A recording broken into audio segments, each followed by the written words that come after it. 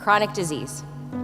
I got into it through my own journey of reproductive health, followed by a steep learning curve for caring for my daughter, who has an autism diagnosis.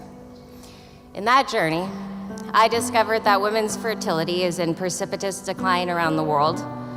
We are facing a crisis in reproductive health that is embedded in the larger epidemic of chronic disease. Conditions like autism used to be 1 in 10,000. Now here in the state of California, it is 1 in 22. Allergies, obesity, anxiety, depression, our children are not well. Our people are not well, and our country will not be well for very much longer if we don't heed this desperate call for attention. There are 3 main causes. One is the toxic substances in our environment, like endocrine disrupting chemicals in our food, water, and soil. The pesticide residues, the industrial pollutants, the microplastics, the PFAs, the food additives, and the forever chemicals that have contaminated nearly every human cell. Second is electromagnetic pollution. You don't hear politicians talking much about that either, but it is something we need to look at. As Bobby says, we need to investigate every possible cause of chronic disease epidemic that is devouring our nation from the inside. Third, I'm sorry to say, is our medications.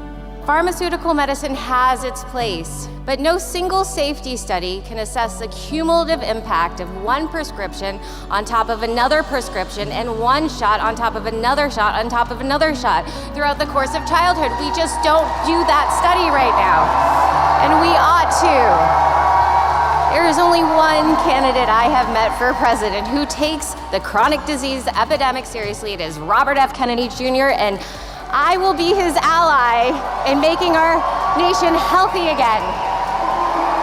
I am going to assemble the best technologists and scientists in the world, and we will use the latest in AI and computation to examine the health records databases of our nation and those other nations who are also on a quest to solve chronic disease. It is time to move out of the dark ages of medicine. We can solve the mysteries guarded by corporate influence, and we can end this chronic disease epidemic once and for all. I believe it.